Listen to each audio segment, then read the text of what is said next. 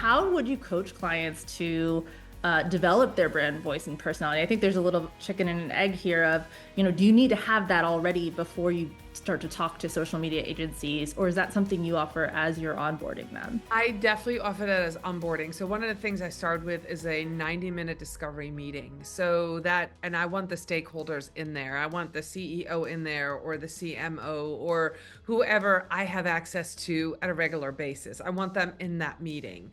And then I'm going to ask you about everything. And I always tell people, you don't get the questions ahead of time. This is a talking meeting. Just tell me everything you know about your business as I fire these questions at you. So that's the first piece, right? So I get all this information from them about their business, what their goals are, who they're trying to reach, who their avatar is, what they're selling, what their services are. I need to know all of that.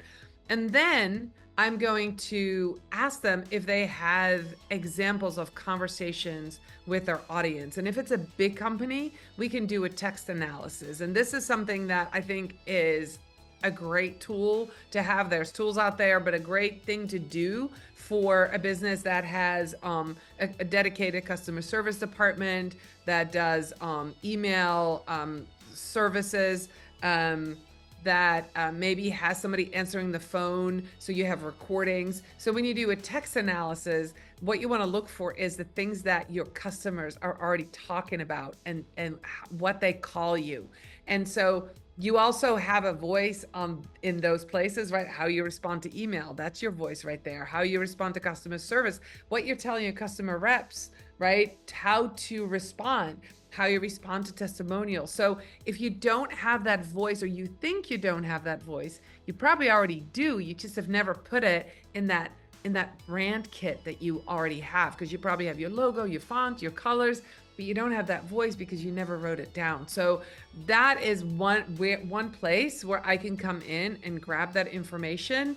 And if that's something that you can do internally, great, and then hand it to a strategist, right? That's even better. But you probably already have a voice. Now, if you ask a CEO what the voice is like, they usually would tell you, oh, we want some humor and we want this. But when you then present the content, they're like, no, that's too much, right? So again, you have to have permission to test things out.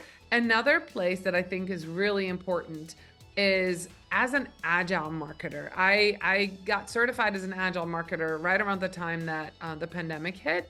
And I was really able to use a lot of the tools and a lot of the strategies that I learned from Agile and the Agile community into social media. And one of those things is to meet more frequently. Now, that's counterproductive to somebody who works for themselves, and sometimes you exchange dollars for hours, and you're like meeting more with a client. But what happens is we get so far out of scope if we don't meet. So when we're talking about voices and wanting to get the right voice for a company, I would say here's 5 examples. Pick the best 2, in a meeting. And then, I'll say like, okay, what did you like about this one? And we actually might have a working meeting where how would you say this? And I record them. So meeting more frequently with the team and with the people that are going to decide on that actual voice that works well is really important. I think that feedback loop, we need that, and we need to use that, especially when we're looking for that voice.